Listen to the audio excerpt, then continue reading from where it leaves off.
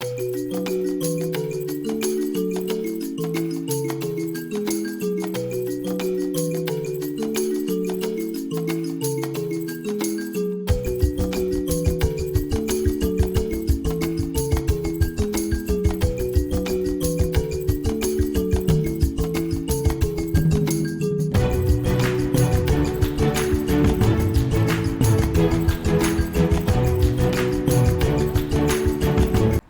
hello everyone, it's Susie here from Esoteric Trading Solutions. I hope you're all well. Hope you're looking after yourself, being kind to yourself, looking after family, your friends, your parents, being kind to beautiful animals, putty cats, your dogs, and just being kind to people in the world just to make this world a better place. Today I thought I'd just look at market update in terms of the all things crypto. And just wanted to, we've had a pretty good month the last 2 months from January to now. The market has pulled back a little bit today, but it does look very good on the indices. If we look at Bitcoin for the 30-day was up 15%. Ethereum was up against US dollars 59%, but outperformed Bitcoin by 38%. Bitcoin dominance actually reduced to about 65% from 69%, which was a good story. XRP seems to be performing quite well. Against US dollars up 36%, against Bitcoin 17.67. So it's actually outperformed Bitcoin by nearly 18%. Bitcoin Cash 34% against 15%. The only one that went down was Bitcoin Satoshi Vision. That's basically down 16% for the month, and against Bitcoin 27.66. Litecoin had a good month as well. EOS certainly did. BNB didn't, the Tether was actually negative. And if we look at, excuse me, BNB, Binance, 51.82% up against US dollars 31.28. Tezos had a great month actually, up 139.52 against Bitcoin 107.12. It looks like there's quite a few shorts on Tezos at the moment. So Tezos is going up, and there's about 40,000 contracts short on Tezos. So there could be another short squeeze on Tezos. I don't think it's going to come off a lot. ADA did very well. Cardano up 66% against US dollars and up 44% against Bitcoin. Now that did very well. It was fairly low actually, so it's had a pretty good month. Most of the coins that we do look at have had a very good month. Ethereum Classic's done very well. I think they did a fork this month as well, which we'll look into Slack and have a look at that as well. Let's just quickly look at the what coins were showing the best return. And if we have a look, this CPT, I don't know what this is.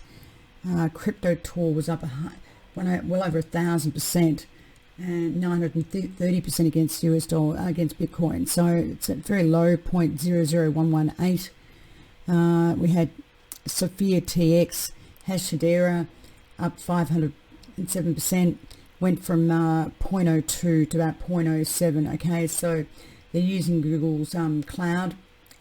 Mind you, I mean, that's a big jump just to be using Google's cloud as a partnership. It's not a paying client or anything, so it surprises me it went up by so much, given that Ripple and XRP just keep putting on partners after partners, clients after clients, I should say.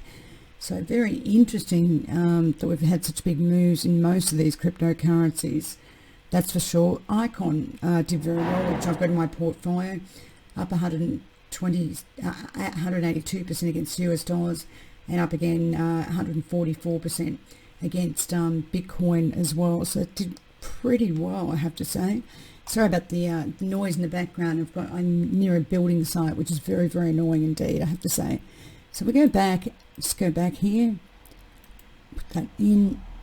It was a pretty good month overall, and January was very good, and certainly, September, certainly February's been very good as well. So I'm half asleep this morning. I need to wake up. I went to bed too late last night, 4 o'clock, so bit weary today, I have to say. I'm going to have an afternoon sleep, as you do. Bit like an Italian siesta. I need it, basically. But yeah, so we saw a lot going on in these markets. It looks pretty good, I have to say. And let's just go through Slack on the fundamental side. Slack is what my clients see when they join the $45 a month patron, or when they enjoy my subscription service. And there's been a lot go on in markets this month. So I'll just go through some of the news stories. Monero went up quite a bit also, which is one of the privacy stocks. And there's a whole lot of different information about privacy stocks. I'm very surprised to see that Fed chairman show support for private crypto transactions. When I believe that in a regulated environment, privacy cryptocurrency is going to have nowhere to go. So it does make me wonder, why would they say yes to privacy cryptocurrency when, it's basically, going to be anonymous. Plus, Monero is always, put in the same basket as, anonymous funds coming in or being tracked or being used by criminals and that sort of thing. So it does surprise me that Federal Chairman Jeremy Powell actually gives support for privacy coins. So we did see, fairly bullish momentum in some of those privacy coins during the month. Okay, so another one that I do look at is credit derivatives. There's been a lot go on with credit derivatives, and more exchanges, physical exchanges, are doing derivatives as well. So we're seeing a lot more on that side, and all sorts of derivatives coming in. I mean, there's even now the Trump derivative and the Bernie futures derivative, which is incredible, which is basically launching before the November election. And, you've got bets on if Trump's going to get in or Bernie's going to get in, which I find pretty amazing. There's actually 5 different futures products, which I think is quite funny. There's another really good report that came out also that I want to bring to your attention, Crypto Exchange Review by Crypto Compare, and it's a very, very good report. Now, I look at exchanges quite a lot because you don't want to be stuck in an exchange that goes broke or could be hacked. Okay, so if you go to this report, just looking up this external setting there, it actually has the best exchanges, they believe, and this one here is itBit from Japan, and that's fully regulated. Then have Gemini, Coinbase, Kraken, Bitstamp, Liquid, Bitfinex, OKEx, and Bernard's down here, which is interesting. So other ranks have them in different ranks, other reports and that sort of thing, but that's quite interesting. So you can actually look at that full report. Gives you a lot of information. I've got it in PDF as well. I've got a lot of other different reports that give very similar sort of rankings to crypto exchanges. So please be careful, what exchanges you use. Polynex had to do some rollbacks because there were some errors in their trades. Coinbase is rolling out margin retail trading, which is quite interesting. There's a lot going on in the exchange, in exchanges particularly, to try and get more clients into the exchanges. And BitGo is expanding into custody in Switzerland, which is great for them. There's expansion everywhere. An Italian exchange, Altsbit, got hacked. It lost all its money, and now they're closing down May 2020. So you have to be very careful about being hacked on the exchanges, because you will lose your coins basically, and that's why it's really important to look at the strength of the exchange particularly. So just going through, crypto exchanges are tokenizing, which is even more interesting. And as we know, this Crypteria, which was a New Zealand exchange, got hacked some time ago last year as well. Okay, so something here about Bittrex exchange in trouble. It's becoming increasingly cutthroat as major players fight to win the largest share of market. Bittrex is one of them. So everyone's cutting fees, trying to offer different incentives for you to actually trade on their exchange. But it's very important to look at how secure an exchange is, whether it's regulated, whether it's not, whether they've got plenty of money, whether they've got great working systems that are actually safe. Okay, so that's seriously important. If we go through, obviously we've got technicals and those sort of things. We've got resources, which are a great story. You can look up anything. There's so much information out there in terms of resources. and which is pretty amazing actually. And you can look up all sorts of things, dead coins, scam coins, fair value type evaluations, all sorts of things. Another thing that's coming up, which is important, is the important dates. Now, don't forget, Bitcoin is halving its fees from 12.5 to 6.25 in May, which means that less Bitcoin is going to be mined, which means the usability of Bitcoin, even if it stays the same and there's not as much supply, it means that Bitcoin could potentially go up. Okay, so that's a big one. Some of the hard catalysts we've got is Telegram. There's a SEC court hearing which is coming up. Obviously, US government auctions, more SEC decisions on investment trust proposals, CME BTC futures settlement date, ECB policy. What else is here for futures? Mt. Gox submission deadlines for claims. Bitcoin is cash halving. This is Bitcoin cash halving as well. So that's going to be very interesting in itself. We've got Bitcoin May the 12th is halving. And, futures settlements. Also, July the 30th, Ethereum phase 0 launch for Ethereum 2, which I think they want to go to proof of source rather than proof of work. Okay, so there is a lot going on there. Soft Catalyst Cardano apparently did a hard fork. As we know, BSV is halving. Lines Link digital currency launches. Japanese tighten rules on crypto margin trading in April. Chinese government launches blockchain service network, BSN. ZEC is halving in November 20. And there's all other things going on. The Turkish government is looking to finish their own central bank digital coin, which is interesting. And it just seems that there is so much going on at the moment.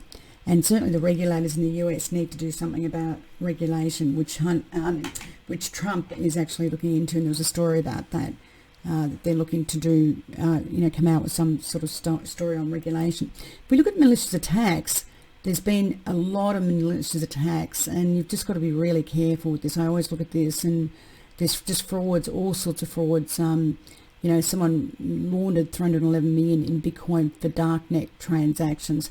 Mind you, the regulators do find these people, which is interesting. I don't know how they do it, but they certainly do. Trump's new budget basically is going to have a secret service that investigates crypto crime, and he's putting $4.8 million towards it in 2020, which I think is really interesting. So that's going to really come down heavily on scams and crimes and all that sort of thing. And there was another thing, Plus Token Scam moves 123 million in Bitcoin, which is pretty amazing. Then there's something about something in France with this fellow Alexander Vitnik. I'm not quite sure what that's against. Case suspected Bitcoin money launderer. So they do get these people, which is quite interesting. I don't know how they do it, but they must have a lot of experienced white hackers that know how to get these black hackers, all these criminals. So it is quite surprising. Crypto fraud now exposing legacy banks' compliance issues. So an increase in crypto crime brings total direct losses to 4.4 billion, which is a lot. And there's this crime report. Have a look at crypto crime report, which is pretty amazing, the stats that it shows you. You just have to be very careful when you have crypto, because even the technology can, if the technology is not great and they don't have enough nodes, the technology can be hacked, and you can still lose your coins even if they're on a Ledger Nano S. Okay, so people don't even realize that, which is quite interesting in itself. If we look at government, this tells us a lot about what's happening with governments at the moment. Australian government is eyeing business benefits in new national block-up roadmap. So the Australian government's taking on blockchain technology is serious. They're putting, they think it's going to add literally something like $3 trillion, which is a lot by 2030, and I tend to agree with that. There's just a lot going on, okay, in this story. If we look, Ripple's launched their, which will come to that actually in the Ripple section, but Munchen says US plan cryptocurrency rules on transparency. I don't know how quickly they're going to do that, but it is a good story in itself, okay? Chinese file for 84 patents for central bank digital currency. They obviously, US Congress challenges Fed chair on threat of Chinese digital currency. Australians are doing what they need to do as far as I'm concerned. Also, conservative US think tank denies need for federal digital currency. So there's a bit of toing and throwing there. Europe's central bank may issue a central bank digital currency, but it does depend on some key options, okay? North Korea is expanding its Monero mining operations, which surprises me because obviously North Korea have been hacking coins for many years, and surprises me that one of the Fed people have actually come out and said that they think there's a place for privacy coins when you see something like this with North Korea expanding its mining, Monero mining operations, which really surprises me. So US financial crime watchdog preparing significant crypto rules, warns Treasury Secretary Mnuchin. So that's going to be interesting to see what happens, okay, with all that new regulation. I mean, everyone's pushing for regulation, even the Belgians are, and I think this year we have to see regulation, I think. Turkey is looking at their own cryptocurrency, as I mentioned, and you know, I think this is the year for regulation, to be quite honest with you. If we look at professionals, what's happening to professionals, I look at professionals a lot. Other professionals are coming into this market. What else we got here? I like to just go through and see what else. Chinese insurance firm uses blockchain to process coronavirus virus. Also, a London investment house basically tokenized an Australian football club, which is really interesting, and put them on Stellar, which I find fascinating. So you're going to see more, excuse me, more tokenization as well. And 40 German banks seek regulator green light to offer Bitcoin custody. So there is a lot going on indeed. Even talking about blockchain being used for commodities and sugar, which is pretty amazing. So, or even I've seen something about blockchain being used for fish supplies. World fish supplies are being depleted, and there's some talk about tagging fish. So you can follow who's actually doing illegal mining, illegal fishing. We actually get a lot of Asians in Australia doing illegal fishing, and there's Asian fisher boats in Australian waters, and they shouldn't be there, and they basically fish out everything. If fish were tagged, somehow you'd be able to identify who is illegally coming into Australian waters. So there's just so much going on in this market at the moment, just so much. So if we look at just some of the coins that we've got information, I'll just quickly go through. Ambrosis is basically a bit like VeChain. It's food, tagging food, and it operates in Europe. It is a very good story. It's a global supply chain coin, and I do like this area very much. And they're very low price at the moment, but they're doing great things in Europe at the moment. If we look at Binance, I'm only going to go to the main ones at this time. Big story today, and I saw it yesterday, was Binance's running out of Tether. So essentially, girls and guys that wanted to go long Bitcoin yesterday couldn't actually go long because Binance had no Tether. And interestingly enough, Tether was burnt. 120 million of Tether was burnt last week. So just makes me wonder what the devil's going on here. If they're running out of Tether, it just seems very strange indeed to me. So there's about 100, there's not many days left for the Bitcoin halving, which basically there's a whole big study on what it means for the Bitcoin halving. You can actually see that on, on other things, but basically Bitcoin halving generally means, even though the fees are being halved from 12.125 Bitcoin to 0.0625 to the miners, it means the miners are not going to be mining as much. They're trying to slow down the mining of Bitcoin because they've only got 3 million Bitcoin left to mine, okay? But generally when this is their third reduction in fees to the miners, and generally when this has happened, Bitcoin has gone up, and it's going to make it more scarce. Okay, now I don't know what it's like where everyone lives, but certainly in the Amsterdam at the moment, you just see Bitcoin ATM machines everywhere, and the usability of Bitcoin clearly is going to go up and up and up, even though it's a very bad payment system. And who knows how long it's going to take you to buy a cup of coffee when the system's busy.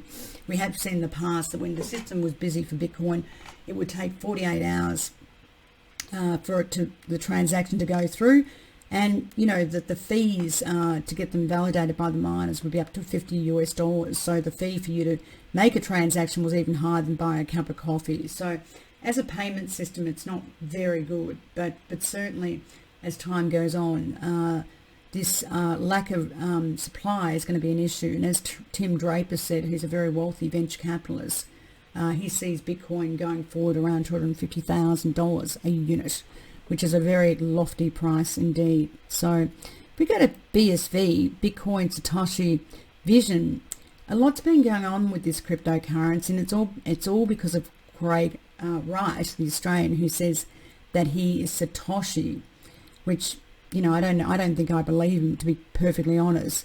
But he says he's extremely confident in gaining access to the Tulip Trust, where he says he can provide the private keys in the next court case, which is coming up late February and April. So, I guess the proof is in what he comes up with, basically. If you can't produce, literally those keys, then he's not going to get access to something like 10 billion of Bitcoin.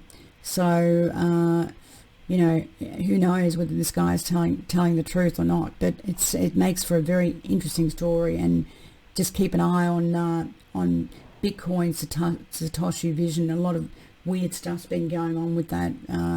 Literally came from $80 and got up to way over $400. So just be careful if you're trading this one, because it's been a pump, and could be sold down very quickly. That's for sure. Bitcoin Cash, there's going to be a halving in April, and this one's done pretty well actually in the last month or two. It's got up to some lofty levels, 450 I think it went to, or 480, something like that. Doing pretty well actually. So it's not a bad story. US judge dismisses Bitcoin Cash hijack lawsuit against Bitmain, Kraken and Coindesk. That's interesting. So yeah, it's going to be interesting. There is a bit of between BSV and Bitcoin Cash. They're two polar opposites. You've got Roger Ver behind Bitcoin Cash, and you've got Craig Wright and the other fellow called, what's his name? I can't remember his first name, but Air. And they've been plugging BSV for some time. So if we go to Cardano's done well this month and last month, and they're refreshing. They're doing some new nodes, which is always a good story. It's done pretty well, this one. What else we got here? Just quickly going to some of these. Just looking at the main ones here. Engine did pretty well this month also. I thought Engine was very cheap. I was buying Engine when it was around 0.066 cents. So it's done very well. It's on Samsung. So it's a pretty good story. And it launches its Google-like universal blocker. So it is in gaming, and it's on Samsung's phone. EOS did pretty well this month. Even though I don't like EOS, it still did very well. Technically, it looks very good. The Chinese love EOS. And it's probably because Vice Ratings last year rated EOS #1, which I thought was a bit of a joke. They rated EOS higher than Ripple's technology, which I just found quite amazing. I mean, EOS is a platform. Yes, it's got apps on that, D-apps and everything else, but it's just a platform. Ethereum Classic's done very well as well, I have to say. And Ethereum Classic active addresses rise as ETCC proposes migrating from POW. So like Ethereum, they're both looking at going from POW to proof of work. From POW proof of work to proof of source, because they can get around the miners. Bitcoin and Ethereum use the same miners, and so does ETC, which is a real problem, okay? Also, we saw Ethereum Classic 51% attack, and this was in the 7th. basically, which is not great. So there had to be a hard fork for that as well. So that's not a great story. Ethereum's done well this month, up quite a bit. It's still doing very well on the apps. It's up 82% year on year. Ethereum continues to dominate the app system, even though Tron is doing very well, but Tron's still very new. Okay, so keep an eye on Tron. They're still doing lots of good things, but Ethereum's still, been around a lot longer. Okay, now Facebook. What do we have here about Facebook? Excuse me. Federal Chair Powell says Facebook Libra really lit a fire on the question of the digital dollar. So I think personally, Facebook's probably got Buckley's trying to get through what they're trying to do. If you look at their messages system, WhatsApp, they've got literally 2 billion people on that, and I don't know. I just don't think this is going to happen somehow, because the people that make the decisions are very much against Facebook doing anything, because they're going to have such power globally, which is a big problem, and also there's a big problem with privacy and that sort of thing. So there's been a lot of people actually quit from Facebook, in terms of nodes and things, which Facebook wanted $10 million a node, which is a bit of a joke. But I just think this may not happen. Okay, so it's my view. I might be wrong on that. I may not be, but it just, now Hedera went up a lot this month, and it was because of this story here. Hedera working to support the next generation of LTT. Google's now a member of the governing body for DLT startup Hash Hedera. Just surprising, they've just become a member of their council. They're using Hedera's using Google Cloud, which anyone can use Google Cloud. So it surprises me. The coin went up from 2 cents to 7 cents. Notwithstanding, there are so many institutional investors in Hedera Hashgraph. The risk is it goes down from here, because the institutional investors got in at 0.5 cent. The retail investors were absolutely ripped off, at 12.6 cents or whatever it was, and 9 cents. And literally the institutional guys and girls had no lockup. So there's going to be an enormous amount of supply come out for Hedera Hash Group. And I just don't like it at all. So even though obviously they're using Google's cloud, I just think the bounce is there to be sold as far as I'm concerned. I mean, literally, they've announced one thing like this, and their coin goes up from 2 cents to 7 cents. XRP, Ripple keeps announcing more and more clients, and the coin doesn't move. It's just beyond me. Seriously, I just don't get that at all. So let's go down. Icon did very, very well this month. Very well indeed. Icon is a South Korean-based blockchain project. It aims to be an interoperable blockchain in which multiple industries and businesses types can exist on a single network. It did very well this month, I have to say, and I've got that in my portfolio as well. So I was pretty happy to have that in my portfolio. They did 570,000 tokens to promote voting, and it's done very well. Icon. What else? I've got IOTA. I don't hold IOTA. I've never really liked IOTA. Been problems with IOTA with their technology. There's a split with the founding members.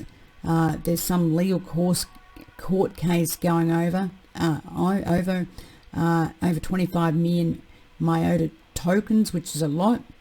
1 million IOTA tokens equals 1 IOTA. So 25 million IOTA is a lot. So there is some split between the founders of IOTA.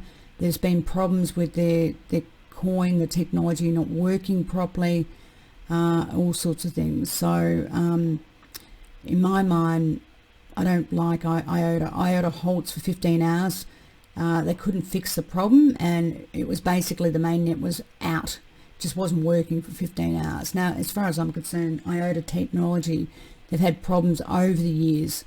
More and more problems. So I just think it's a big problem, IOTA. So let's have a look at QCon. Wow, this always goes too long. Let's have a look at QCon. It's doing quite well. It's launched a first liquidities trading pool, trading market. I do use QCon. Their margin lending is very good, and they've also got futures. So their margin lending is very good, and I use Bitfinex because their margin lending is very good. I tried using Binance. It's very expensive, very retail, and not very professional at all. I didn't like it at all. So interesting. LTC is done very well. The team has a new partnership with Cred.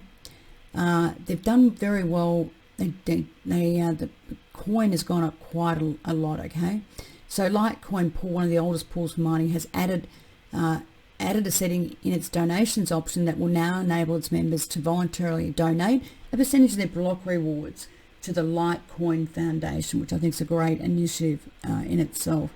So let's quickly look at Monero.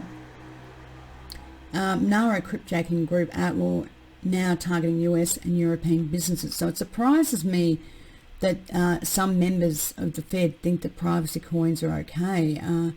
Really surprises me when you've got those sort of issues. So Nexo did very well this month, very well, literally doubled in price. They're doing very well on basically it's in the wrong thing to be malicious attacks. They're doing very well on their lending out for crypto, very well indeed. So it is a pretty good story, that one, I have to say. And I think they're going to continue to do very well. So yeah, we'll put that in there. It's in the wrong file. I like things all in order. So what else we got here? Neo. Again, I don't like Neo, and I've spoken about this before. Neo have only got about 6 to 8 nodes. They run the risk of a malicious attack where you could lose your coins. Okay, so I don't really like it. Ontology did quite well this month. Looks very good technically, I have to say. As this fellow said, raked capital. It has a double bottom, which is a big one, and this thing looks like it could really break out topside. XRX did well. Oaks developers released a liquidity aggregation tool for Ethereum-based exchange protocol. So that's good. Power Ledger did well as well. I do like Power Ledger. It's it's an Australian operation. And Dr. Gemma Green, who's the CEO, is a very, very impressive young lady. Power Ledger are basically subsidised by the Western Australian government, so it's a very good story. They're in basically clean energy and power, essentially. So let's just quickly go through. Request Network did some good stuff. I'm doing a review on SingleNet at the moment. What else do we have here? Tron did very well this month. They're just adding things all the time. Tron's definitely will compete with Ethereum in China and the Indian markets. Keep an eye on Tron, actually, because they're very cheap. Also, they had their dinner with their lunch or dinner with Warren Buffett. Now it's very smart because they paid $4.5 million for that, and that's basically global marketing, literally. VeChain did really well, and don't forget with VeChain, they're in China, and they could be they do a lot with the Chinese government, and they could be involved with this coronavirus, okay, making sure that everything is done properly in terms of that products aren't fraudulent, like it could be the pills or anything, the medication, this sort of thing. So what else we got here? XRP did pretty well, not as well as I would have liked. But again, they put on this Bangladesh commercial bank, which apparently is a $4 or $5 trillion bank.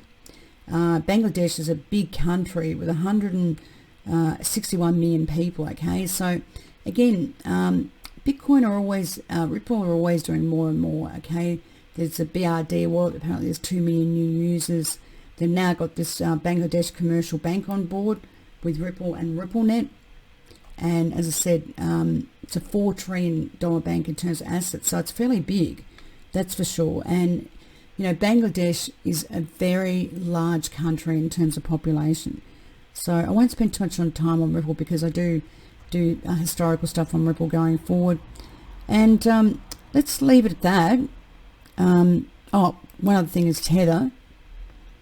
Tether are going to bring out, there's going to be a new token which is going to be attached to gold on Ethereum's platform and Tron. It's going to be called Tether Gold, and also the story about Bernard's running out of Tether, where people couldn't actually buy longs, which I find absolutely fascinating. So we'll just look at that, and then we'll go to world markets and see what's happening there. So if we look at the traditional or fiat financial markets, we're seeing risk off last night particularly, and it was brought out because these new figures were brought out, the coronavirus, I should say.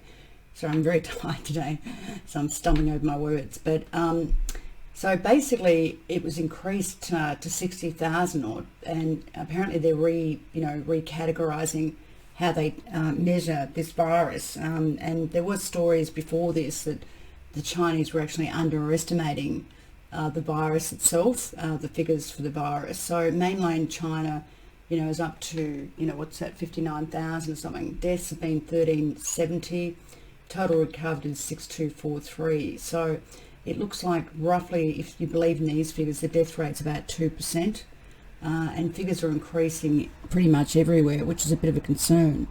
And because of the long incubation period of coronavirus, something like 2 weeks, they're still not sure who else is going to have it or get it. And Wuhan, where it's come from the market where they were eating apparently bats and cat-like animals which are nearly extinct, essentially that whole province is like something like 14 million people. So it's in complete lockdown, which is incredible. So people have to stay inside, they can't go out or anything like that.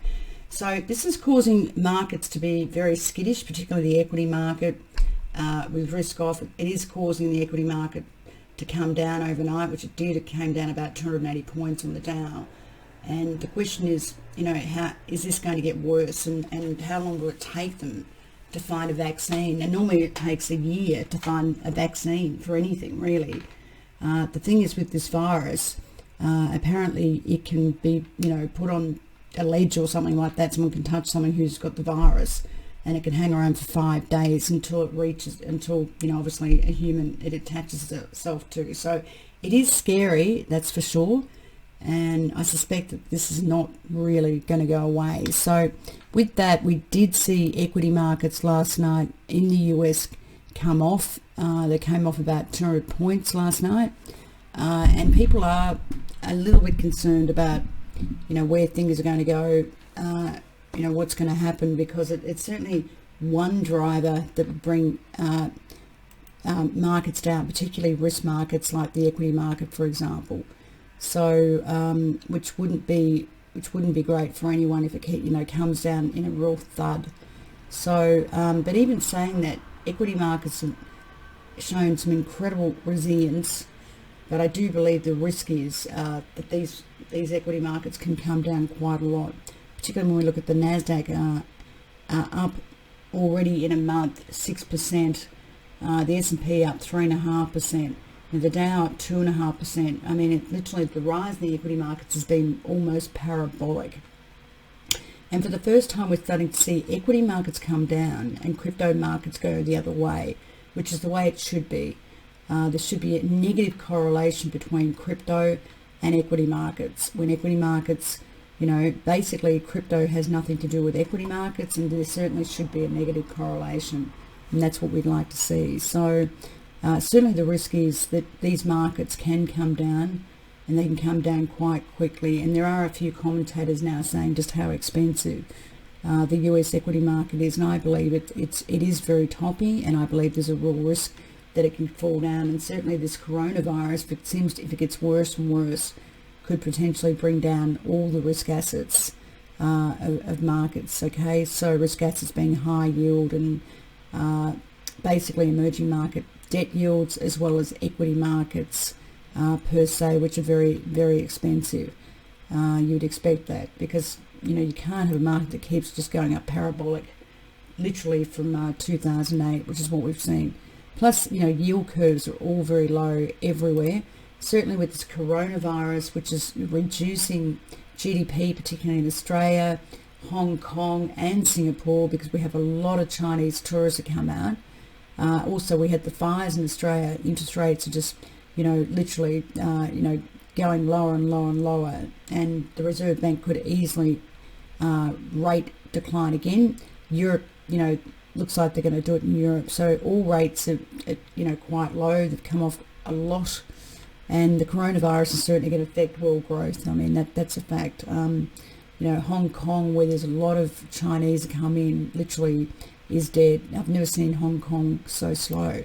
So if we go to corporate debt, again, corporate debt is starting to blow out now, and that's a risk too, because as equity markets start blowing out, corporate debt will start to underperform. Notwithstanding the last month or two, corporate debt has been an amazing performer. It's still up, 1 to 3%. If we look at a year to date, it's 4% or so, but a year it's up massively, 24%, 18%, 15%. Even right down to triple B, 15%. Incredible. I mean, even below investment grade, double B, it's at 11.2%. So, interest rates are expensive, but they continue to go lower. Corporate debt is expensive, and it continues to perform, but, I think there's a real risk it's going to come down. And equity markets continue to go high, and it makes you think, how far can these markets go? How much can they keep buying, particularly in the equity market, when the macro picture, which is world economic growth, looks quite bad. It just makes you wonder how much can they keep buying. So if we go to the macro story and we look at commodities, which I like to look at commodities as well, commodities are down quite a lot, and one thing I always look at is this Baltic Dry Index, right? It's a shipping index, and that is very, very negative. It's, it's like, very low, and that shows you that world growth is pretty bad. This is the transport index all around the world on ships and things, and it's getting lower and lower. Even if you went back to 1996, it's actually below 1996 levels. So that is not a good sign. This basically shows you that world growth is really, really bad, because the shipping index is way down, the transport index, and so it shows you that things aren't good, that's for sure.